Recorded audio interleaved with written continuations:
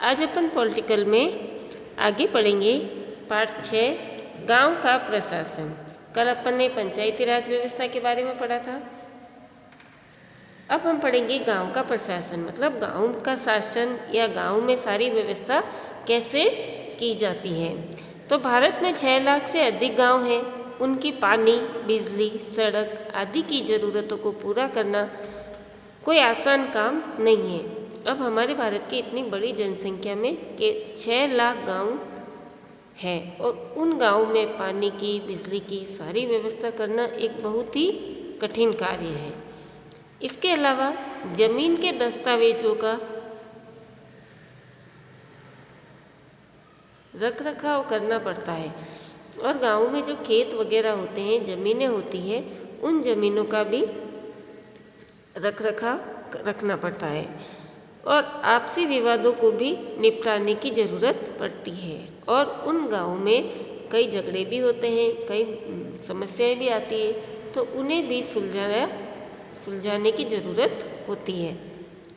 इन सब की व्यवस्था के लिए अब पानी, बिजली, सड़क, ज़मीनों की देखभाल, सब में शांति व्यवस्था बनाए रखना, तो ये सारी व्यवस्था बनाए रखने के लिए गांव का प्रशासनिक ढांचा होता है और गांव की अलग ही सरकार होती है जो गांव की व्यवस्थाओं को देखती है। इस पाठ में हम 2 ग्रामीण प्रशासनिक अधिकारियों के काम के बारे में थोड़े विस्तार से पढ़ेंगे। तो हम इस चैप्टर में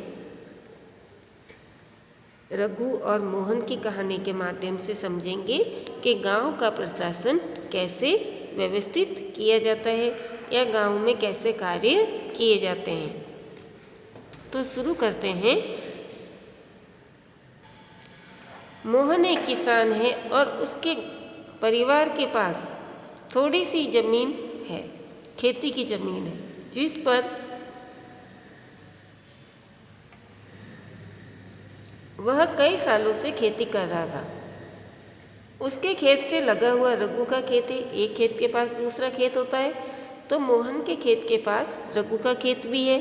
दोनों के खेत एक ही छोटी सी मेड़ से अलग होते हैं। ये बीच में जो ये जगह होती है ना, ये होती है मेड़, ठीक है, जिससे ये अलग अलग होते हैं। एक सुबह मोहन ने देखा कि रघु ने मेड़ को थोड़ा आगे बढ़ा लिया है, मतलब ये जो ज़मीन होती है ना, इसकी मेड़ को थोड़ा आगे बढ़ा दिया है। तो ऐसा करके उसने मोहन की कुछ ज़मीन अपने खेत में मिला ली और अपने खेत का आकार बढ़ा लिया। मोहन को बहुत गुस्सा आया, मगर वह थोड़ा डरा हुआ भी था।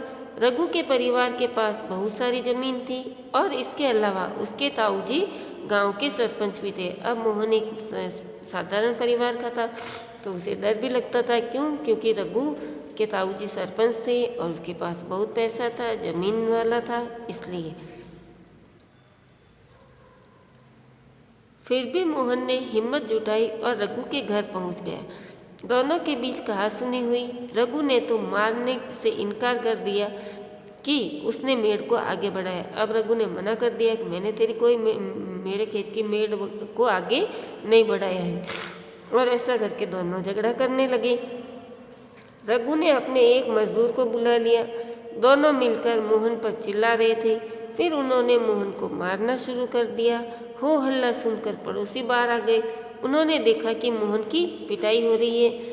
बीच बचाव करके उन्होंने मोहन को बचाया। मोहन को सिर पर और हाथ में बहुत चोटें आई। एक पड़ोसी ने उसकी मरहम पट्टी की। मोहन के एक दोस्त ने, जो गांव के डाकघर में काम करता था, उसने सुझाव दिया कि उन्हें स्थानीय पुलिस थाने जाकर रिपोर्ट लिखवानी चाहिए। अब मोहन का एक दोस्त था जिसने कहा कि रघु ने तुम्हारे साथ ऐसा किया है तो तुम्हें इसके खिलाफ रिपोर्ट लिखवानी चाहिए। जबकि कुछ लोग उसके खिलाफ थे। उनको लग रहा था कि बहुत सारा पैसा बर्बाद हो जाएगा, और कुछ लोग मोहन को कह रहे थे फालतू में जाने से क्या होगा, ऐसे पुलिस के चक्कर में जाओगे, पैसा ऐसा लगेगा, तो तुम रहने दो, नतीजा कुछ नहीं निकलेगा, और वहाँ जाके भी कोई नतीजा नहीं निकलेगा। कुछ लोगों ने कहा कि रघु के परिवार वाले तो पहले ही पुलिस थाने पहुंच गए होंगे। अब कुछ लोग कहने लगे रघु तो पैसे वाला है तो वो पहले ही पहुंच गए होंगे। काफ़ी विचार विमर्श के बाद अंततः यह तय हुआ कि जिन पड़ोसियों की आंखों के सामने यह घटना हुई थी, मोहन उनको लेकर पुलिस थाने जाएगा। अब पुलिस थाने का क्षेत्र। थाने के रास्ते में एक पड़ोसी ने पूछा, क्यों ना हम थोड़ा और पैसा खर्च करके शहर के बड़े थाने चले।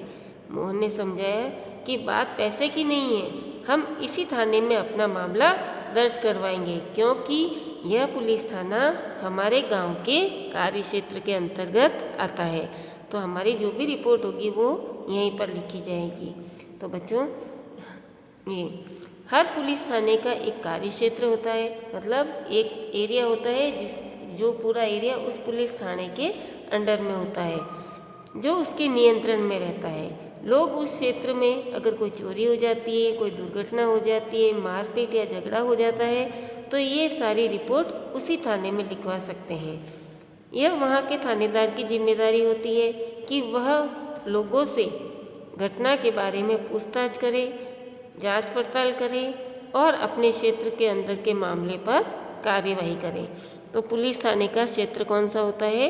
जिस क्षेत्र में हम रहते हैं उस क्षेत्र का, सभी क्षेत्रों का अलग अलग पुलिस थाना होता है, और उस क्षेत्र की जो भी परेशानियाँ समस्या हैं वो उस थाने में ही दर्ज की जाती है, दूसरे थाने में नहीं की जाती है। ठीक है बच्चों, इसके आगे कल पढ़ेंगे। धन्यवाद।